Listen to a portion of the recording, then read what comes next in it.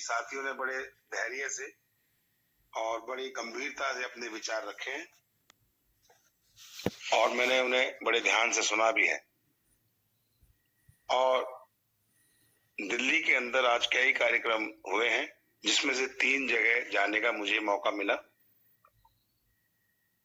तो मैं अपनी बात वहां से शुरू कर रहा हूं, जो एक अनुभव मुझे दिल्ली की इन 3 कार्यशालाओं में मिला। जैसा कि आप सभी जानते हैं, सावित्रीबाई फूले जो हमारी राष्ट्र माता है, उनको हमने दर्जा दिया है, और ज्योतिबा फूले को हमने राष्ट्रपिता का दर्जा दिया है। और इनके अथक मेहनत से लगभग 200 साल के इनके इस कार्यकाल के अंदर हम देखते हैं कि इनका लिखा हुआ साहित्य विदेशों के अंदर पढ़ाया जाता है और अपने ही देश में हम बहुत दिनों से डिमांड करते आ रहे हैं। और मुख्यमंत्री हुआ करते थे दिल्ली के साहिब सिंह वर्मा जी, उन्होंने खुद कहा था कि जब हमारी सरकार आएगी, वो शिक्षा मंत्री हुए, बाद में मुख्यमंत्री बने, तो हम यहाँ पर सावित्रीबाई फूले जी का और शिवाजी महाराज का और राष्ट्रपिता ज्योतिबा फूले का, इनका तीनों का हम विधानसभा के अंदर 16-16 फीट की प्रतिमा लगाएंगे। लेकिन आज भी इस बात को पूरे 20 साल हो चुके हैं, उन्होंने इस पे कोई गौर नहीं किया। यहाँ तक कि वो पिछले 10 सालों से 11 साल से सेंटर में भी हैं। और हम इसके बारे में नहीं कह सकते कुछ कि वो क्या सोचते क्या नहीं सोचते, लेकिन दिल्ली के अंदर, जैसा अभी सूरजपाल जी बता रहे थे, 11वीं कक्षा में है, पाठ है संस्कृत के अंदर, 8वीं कक्षा में भी दिल्ली में हुआ है इस बार से। और बहुत बड़ा हमारा हिस्सा है कि हमारे जो साथी हैं जानकारी लोगों को बड़े लेवल पे देते हैं, लेकिन हमारे सीमित संसाधन के बाद भी हमने इस काम को जारी रखा और बामसेव के प्रयास के माध्यम से ही अब हम देख रहे हैं कि एक चैप्टर लगा है।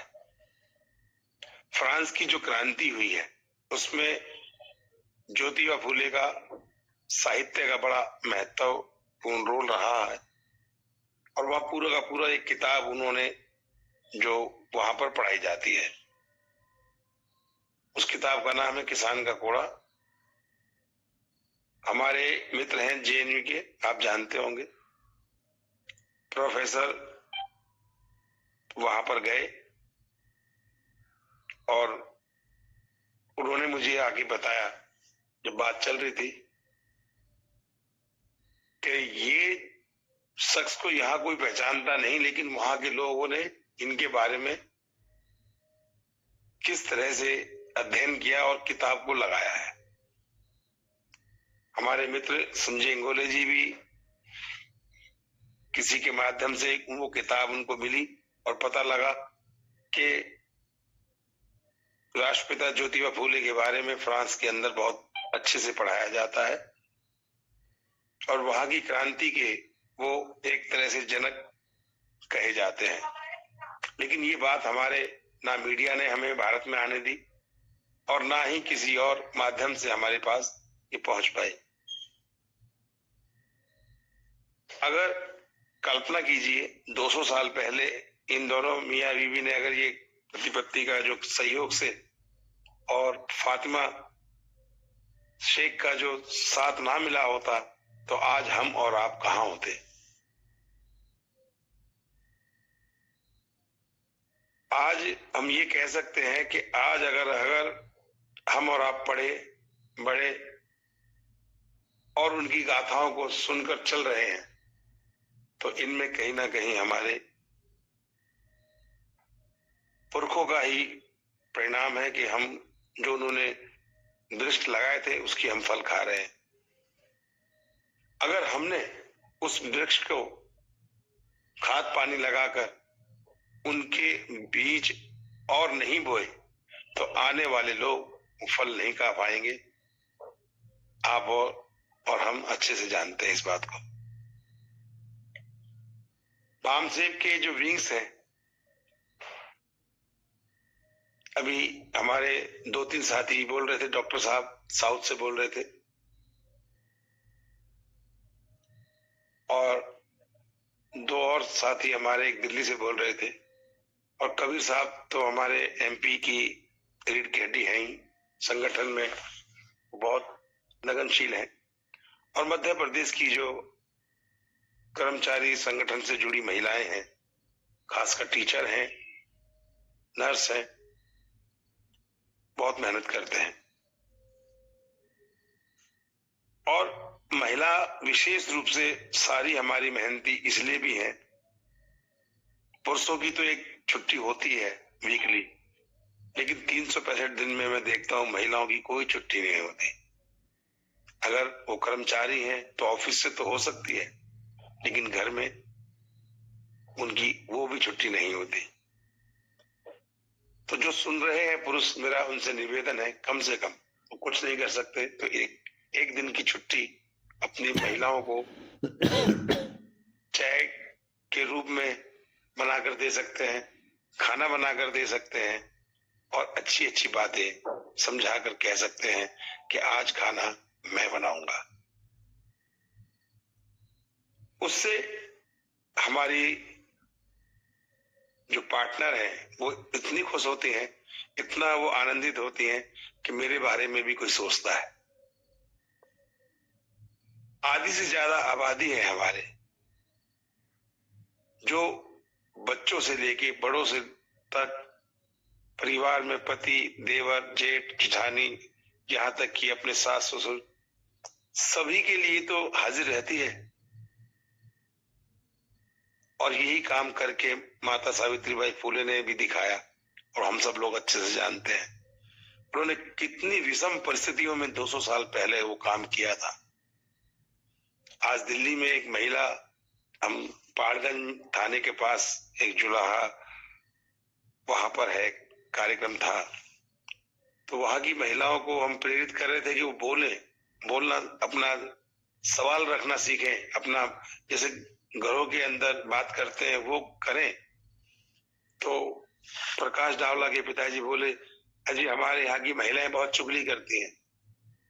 मैंने कहा ये तो अच्छी बात है, यहाँ हम जो आज बता रहे हैं, जो भी इनको अच्छा लगे ये 10-10 घरों में जाके चुगली करें, बताएं कि आज ये क्या सीख के आई हैं, सावित्रीबाई फुले के बारे में उनको जानकारी दें, उन्हें फातिमा शेख के बारे में जानकारी दें। वहां पर हमने उनको समझाने की कोशिश की, और यहां तक बोला कि आप इसको बहुत बढ़िया तरीके से कर सकते हैं काम, जो दूसरा नहीं कर सकता। जब एक महिला खड़ी हो जाती है आपके साथ, तो 10 पुरुषों के बराबर वो होती है, क्योंकि उसकी जो मजबूत डोर होती है, डोर टू डोर होती है। पुरुष एक बार को झिझकेगा बात समझाने में, बताने में, लेकिन महिला तुरंत सहेली बना लेती है, चाहे वो बस में हो, चाहे वो बैंक में हो, चाहे वो स्कूल की लाइन में लगी हो, चाहे वो टिकट की लाइन में लगी हो, तुरंत बहन बोलकर वो काम अपना समझाना शुरू कर देती है। तो मैं मानता हूं संगठन अगर बड़ा है और संगठन आगे भी बढ़ेगा तो महिलाओं के दम पे बढ़ेगा, और जो इस बात को जान लेगा वो आगे संगठन में, और हमने कोशिश की है कि महिलाओं को वाइस प्रेसिडेंट बिल्कुल बना देना चाहिए, ताकि उनको अध्यक्ष कार्यपालिका के अंदर देखने का मौका मिले, और जब मौका उन्हें मिले तो वो उसको आगे कर सके। तो साथियों, अगर हम इस काम को करते हैं, रिजर्वेशन महिलाओं का जो 50% अपने संगठन में लागू करते हैं, तो मुझे लगता है कि हमारे लिए 5 साल के अंदर ही क्रांति कर लेना ज्यादा बड़ी बात नहीं होगी, अगर हमने 50% महिलाओं को संगठन में की पोस्ट पर दे दिया। आप करके देखिए, हम भी कोशिश कर रहे हैं, आप भी थोड़ी सी कोशिश कीजिए। हमारे डॉक्टर कोमला वहां पर हर साल मिलती हैं हमें, नागपुर के अंदर, अभी साथ में ही थे हम लोग, कितनी लगन से एक एक मरीज को वो दवाई भी देती हैं, उनका हालचाल भी पूछती हैं, और आधी बीमारी तो उनकी बातचीत से ही, उनकी मुस्कुराहट से ही दूर कर देती हैं। हमारे एक एक वहां साथी इतना डेडिकेट तरीके से नजर आया। सूरजपाल जी ने वहां पे कमांडिंग रोल अदा किया। हमारे एक दिल्ली की साथी हैं, वो भी उस कमांडिंग में 5 लोगों में से एक थी। तो मुझे बहुत अच्छा लगा कि कम से कम महिला कमांडर बनी है। 20% का रिजर्वेशन कम से कम पूरा हुआ है। मैं बड़ी इच्छा रखता हूं कि बामसेब की कोई महिला अध्यक्ष बने, मक्कम की कोई महिला अध्यक्ष बने, चाहे स्टेट की बने, चाहे प्रदेश की बने, चाहे सेंटर की बने।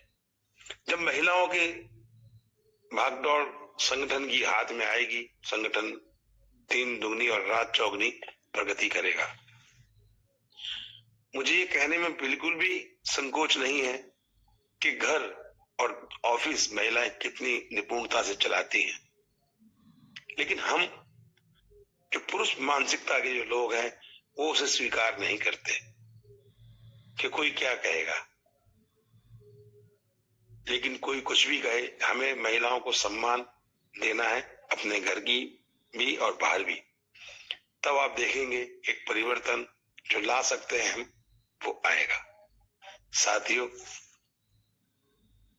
अगर इस विचार गोष्ठी से हमने कुछ थोड़ा बहुत जो भी कुछ सीखा है, क्योंकि बहुत कुछ सीखने को मिला है, तो मैं आपसे एक ही निवेदन करूंगा कि कम से कम आप 10 ग्रुपों में इसकी चर्चा करें। चर्चा करने में कोई खर्चा नहीं होता। आप चर्चा करेंगे तो उसका रिटर्न आपको मिलेगा।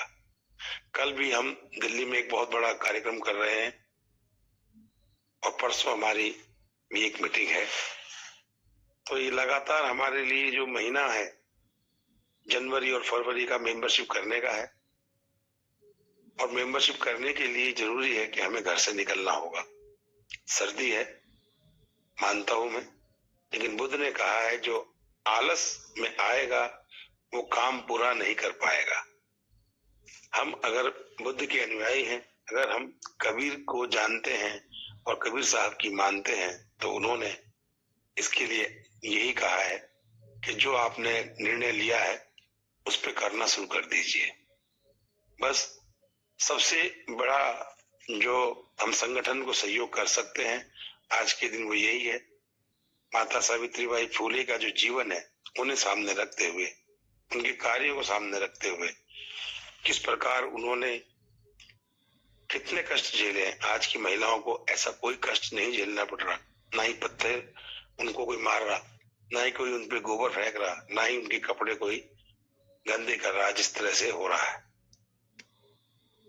200 साल पहले उन्होंने उस पीड़ा को सहते हुए आज हमें इस सुखद एहसास पे पहुंचाया है कि हम एक दूसरे का हाथ पकड़ के सहयोग के रूप से आगे बढ़े, आगे साथ लेके आए। और जब हम सहयोगी रूप से महिलाओं के साथ व्यवहार करते हैं तो आप देखते हैं कि हर ऑफिस के अंदर आपको कोई ना कोई ऐसा जरूर मिल जाएगा कि जो आपको सहयोग करने वाला होगा।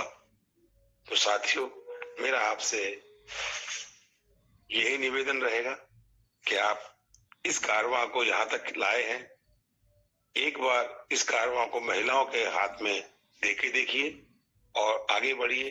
और अगला अपना जो अध्यक्ष है उसे प्रांतों में कोशिश कीजिए कि हम किसी महिला को प्रपोज करें, किसी महिला को आगे लाएं।